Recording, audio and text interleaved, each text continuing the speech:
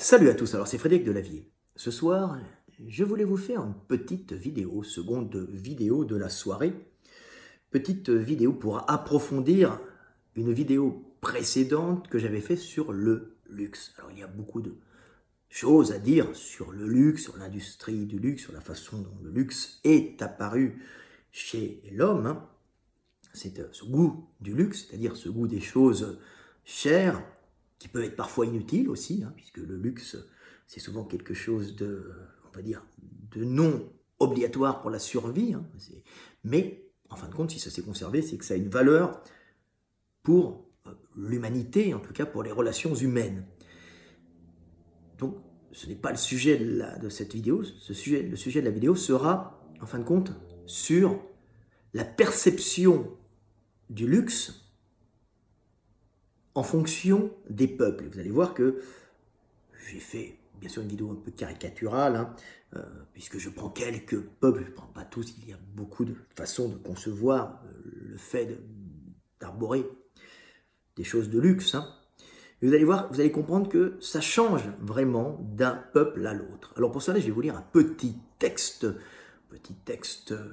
que j'ai écrit hier, un texte qui, je l'espère, comme je le dis toujours, vous permettra de mieux comprendre le monde et de mieux comprendre qui nous sommes et d'où nous venons. Ce petit texte s'appelle « Le luxe et l'apparence ».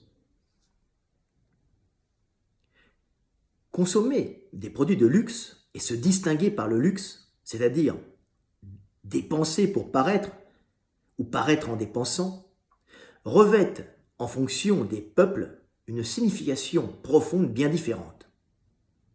Ainsi, l'Allemand, baignant traditionnellement dans la méritocratie germanique, consommera des produits de luxe dont le prix élevé en indiquera la qualité, fruit du travail des hommes.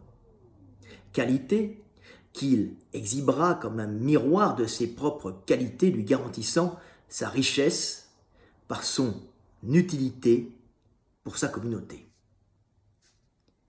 L'Américain des USA considéra le luxe comme un moyen d'afficher sa richesse.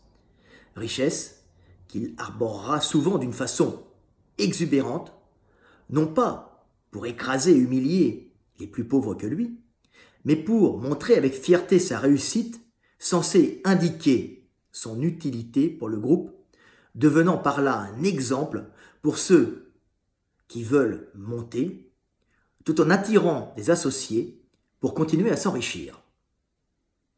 Le Chinois, lui, achètera traditionnellement des produits de luxe pour indiquer sa réussite matérielle, réussite lui ayant permis de mettre à l'abri sa famille, tout en ayant fait vivre et travailler sa communauté, sans lequel il sait qu'il n'est rien.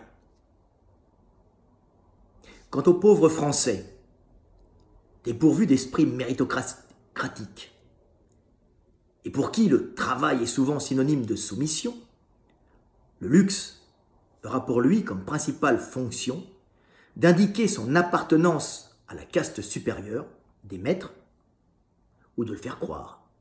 Voilà, petite vidéo sur le luxe pour vous montrer que le fait d'acheter, de porter et de montrer du luxe d'un peuple à l'autre a souvent une signification bien différente. C'était Fred Delavier, je vous aime tous et paix sur terre.